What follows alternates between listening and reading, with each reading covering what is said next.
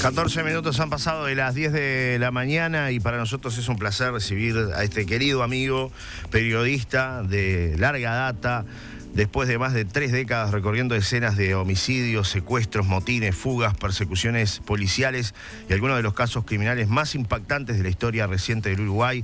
Jean-Georges Almendras reúne por primera vez sus vivencias en un libro imprescindible que se llama No te apretés carajo, y lo tenemos del otro lado a este queridísimo colega y amigo. Un placer recibirte, querido Jean-Georges. Un placer que estés acá en nuestra casa, que estés en La Paloma, que sé que esta semana vas a estar de gira, además, haciendo una recorrida en los medios de Rocha hablando de lo que es tu libro. Bienvenido. Bueno, muchas gracias, Johnny. Bienvenido. Me siento muy bienvenido porque La Paloma es un balneario que me ha fascinado en los últimos 10 años, 12 años, y allí he tenido un buen acercamiento con esa bella naturaleza y esa bella gente. Y tú has dicho algo muy importante. Sí, es un poco revisar las vivencias, pero desde un ángulo muy diferente, porque podemos encarar la memoria, el recuerdo, la narrativa sobre un trabajo que muchos colegas lo han hecho, entre ellos Celso Cuadro, Gerardo Martínez, tú mismo. En materia policial también en los canales de televisión, recordadas figuras de la vieja época que ya no estamos, el señor Sampaio y el señor Nano Folio. O sea, son figuras sí, señor, que hemos reflejado los tres un ciclo, una época que ya no existe. Pero las vivencias están encaradas en este libro, y quiero recalcarlo, a pesar de que está bien dicha en la promoción y en la contratapa, que se ha hecho como elemento de resumen de la publicación. Desde el relatar a la audiencia, al público, al lector, el detrás de la escena, el backstage en términos más comunicativos y mediáticos, el detrás de la escena que me atrevo a decir, no quiero ser petulante, pero me atrevo a decir que ningún libro de mis colegas, de otros colegas que han escrito de Crónica Roja, han entrado en los casos policiales, el caso de Pablo Goncalves, el caso de fulano, el caso de Mengano, pero entrar en el detrás de la escena de ciertos casos de la Crónica Roja no se ha hecho hasta el momento. Esta es una experiencia personal, un poco también autobiográfica, de transmitir como una forma de agradecimiento, no solamente a la audiencia televisiva o lector. En este caso, yo resumo la vida de mi trabajo tanto en Diario Últimas Noticias, en los años 90, 80 y 90 y 2000, y en Canal 4 en más de 20 años. Entonces, no solamente transmitir esas vivencias y agradecer a los lectores y a la audiencia de esa generación, sino también a quienes han trabajado, y ustedes lo saben muy bien, y los colegas que lean el libro lo van a saber mejor, igual que yo. Agradecer a toda esa logística que hay alrededor de una cobertura policial, que lo vive Celso Cuadro cuando hace sus coberturas para Montevideo, y etcétera, y Gerardo y todos los demás. Es decir, todo lo que se vive alrededor del periodista, que es el trabajo del fotógrafo, del camarógrafo, el fotógrafo del chofer, el fotógrafo del telefonista de una redacción, el fotógrafo el trabajo de los compañeros de una redacción, sea de la capital o del interior. Entonces, todo eso implica una vivencia, y esa vivencia de alguna forma también permite concretar esa cobertura. El público desconoce absolutamente hasta la fecha o hasta la publicación de este libro, que modestamente lo digo, nadie ha entrado en ese terreno, siempre se ha hecho la referencia al hecho policial. Obviamente aquí se hace referencia al hecho policial, pero contado desde la interna, y eso permite ver, y eso también lo quiero agregar antes de dejarte más pie, más diálogo, perdónala. No, pero es interesante lo que estás contando, muy interesante. Eso permite y da pie a comprender cuál es el rol del periodismo en una democracia, cuál es el rol de un contexto periodístico. No es la figura Almendras, Sampaio, Nano Folio, Celso Cuadro, Almendras, fulano. es esa persona en un contexto de trabajo colectivo de varias personas y varias situaciones, también con contiendas interiores, internas, de mandos medios que a veces desconocen la realidad de la calle, de mandos empresariales que desconocen lo que es la realidad de una redacción y lo que es la realidad en la calle, que son situaciones totalmente diferentes. Y cómo nosotros los periodistas recibimos, vivimos, cubrimos episodios de violencia.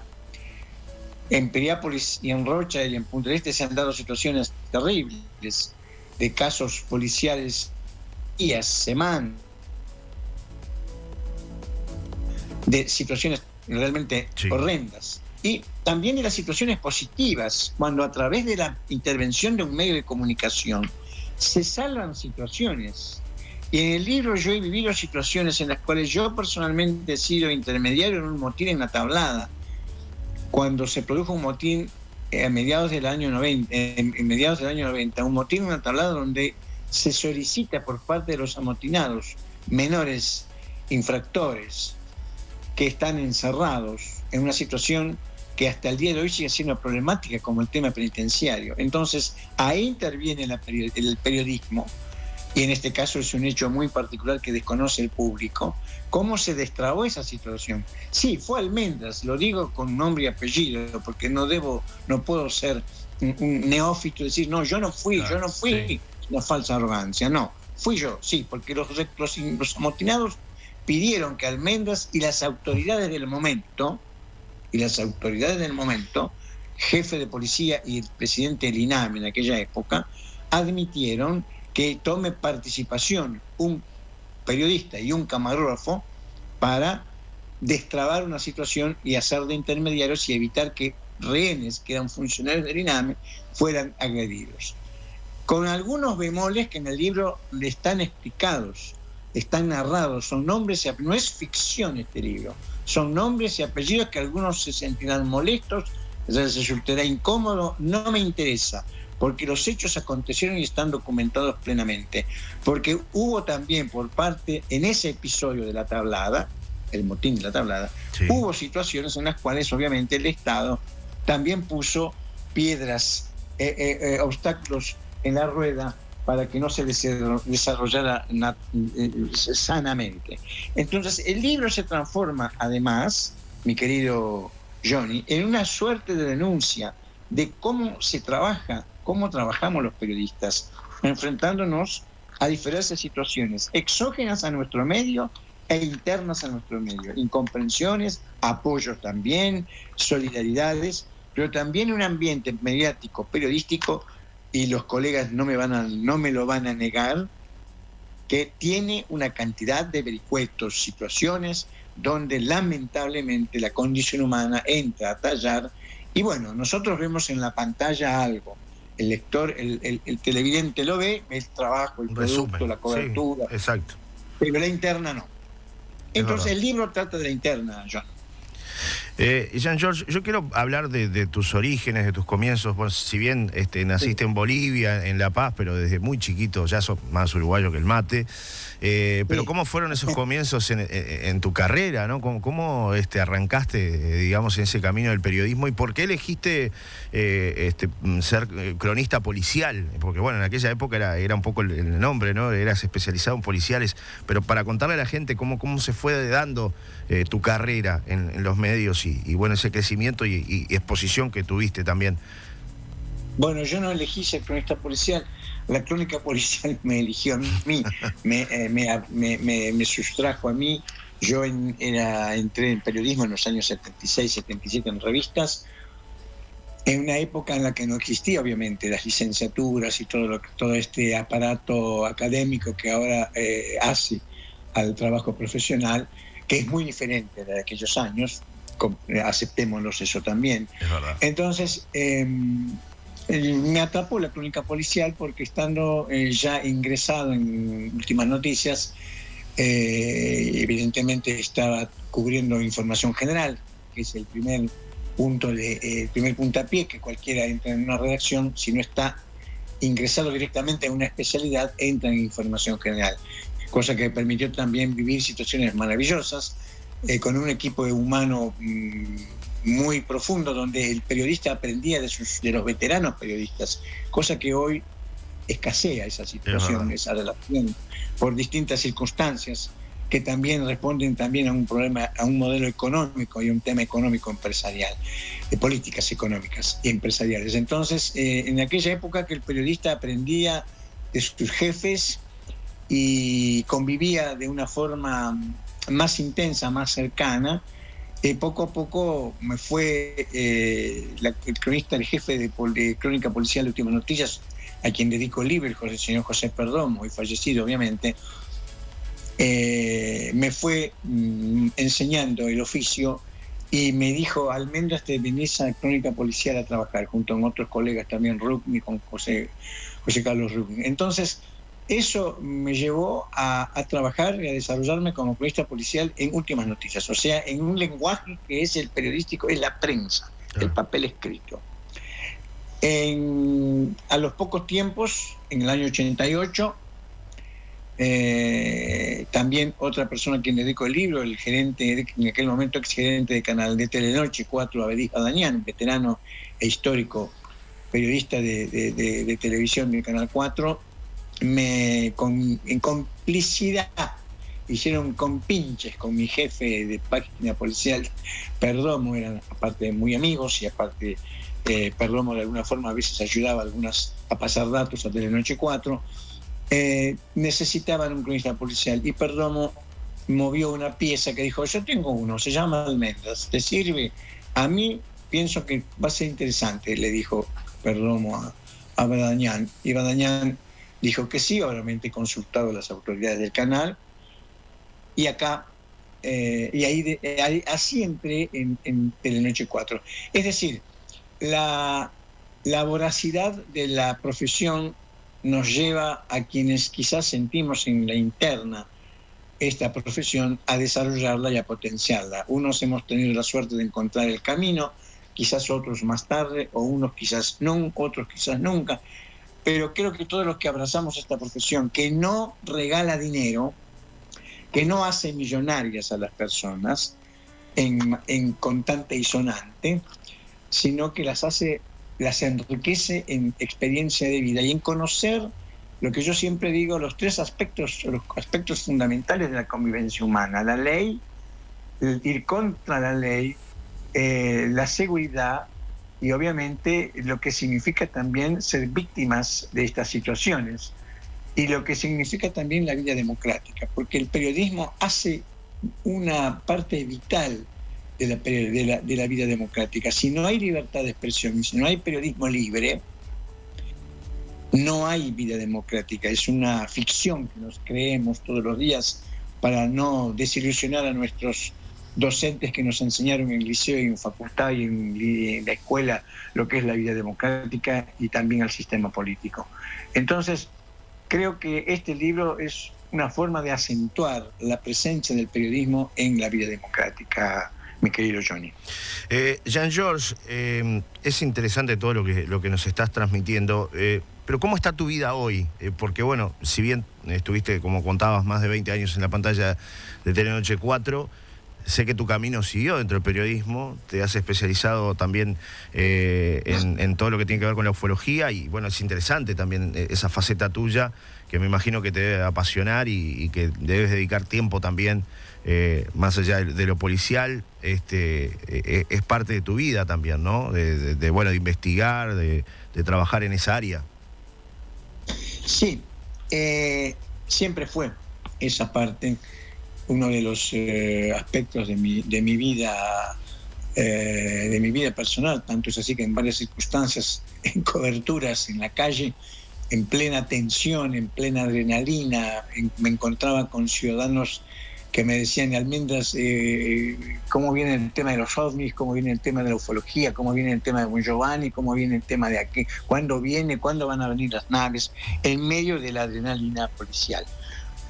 Sí, esa es una de las facetas que hacen parte de mi vida y hasta el día de hoy. Pero en un plano más pragmático, aunque lo otro también es pragmático, porque aceptar la presencia extraterrestre no es un hobby, porque es un hecho científico. no estamos hablando de una creencia, no es un tema de fe, es un tema científico, como es lamentablemente un hecho criminal. Un hecho criminal, un robo, un delito de propiedad privada, un delito con violencia, una rapiña, y el crimen organizado, el narcotráfico organizado, como lamentablemente tenemos que vivir en este momento, es un hecho tangible. Y la presencia extraterrestre también lo es, aceptarlo. No por casualidad, los grandes poderes están buscando blanquear el tema, porque ya se han dado cuenta que no se puede mentir. Pero pragmáticamente, en la cotidianidad, además de ser, bueno, yo soy retirado, jubilado Sí. de los medios, yo soy director hace más de 20 años del sitio Antimafia 2000, que es filial del sitio Antimafia 2000 en italiano, cuya base está en Palermo, Sicilia, donde trabajamos en forma conjunta con los jueces del puro antimafia, denunciando las organizaciones criminales como Cosa Nostra, la 'Ndrangheta, la Sacra Corona Unita y la Camorra Napolitana. ¿Y de qué forma nos preocupa a los uruguayos esto? Si solamente hemos visto El Padrino, Los Sopranos, El Padrino, nos hemos fascinado con esta creación hollywoodense. Lamentablemente, lo que estamos viviendo en nuestro país en el año 2026, mes de julio, agosto y septiembre, que se nos avecina, no es ni más ni menos que el efecto y la consecuencia de lo que es la mafia, la gran mafia con mayúsculas. Mafia con mayúsculas. No es que es diferente a metodologías mafiosas que están extendidas por el mundo. Pero la mafia con mayúsculas tiene un nombre y apellido en cuanto a origen. Se llama Italia, Sicilia, Palermo.